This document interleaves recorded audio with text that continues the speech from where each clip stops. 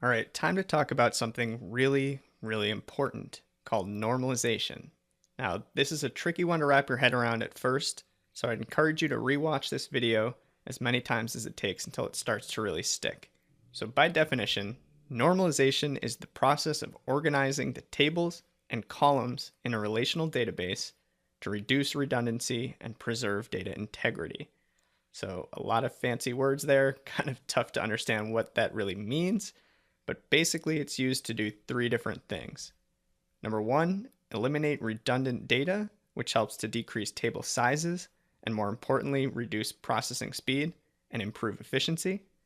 Number two, helps us minimize errors and anomalies when we make data modifications.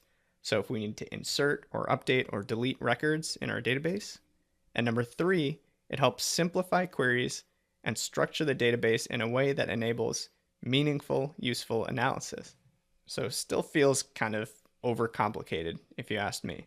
So my tip to remember what normalization is all about is to think of it this way.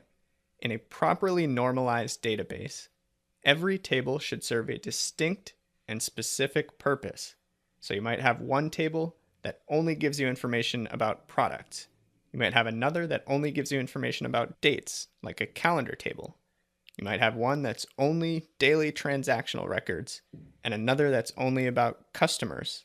Now, this should sound pretty familiar because these are the exact type of tables that we're using here in this AdventureWorks demo. So let me take a stab at visualizing why normalization is such an important concept. Consider a table like this. You've got transaction quantities here in the third column, broken down by product ID and by date, as well as all of this extra information about each product ID, the brand, the name, the SKU, and the weight. And as you can see just from this small sample, that we have multiple transactions or multiple quantity values per day and multiple quantity values per product ID. So this table is not normalized. It doesn't serve a single unique purpose. It's actually serving at least two purposes. One, providing the transaction quantity by date and product ID, and two, providing additional attributes about those products. Those are two different purposes. So what you end up with here are all of these duplicate rows in any case where the same product ID appears more than once. So you see duplicate brand names, product names, duplicate SKUs and product weights. And you might be wondering, okay, that's not that big a deal. I'm still getting the information that I need. In fact, I have it all in one place in a single table, which is great, so I don't see the downside here. Well, imagine if we were dealing with 100 different products, and each of those products, on average, sold 10,000 times a day. Now all of a sudden you're talking about 1 million duplicate rows for every single date in the data set.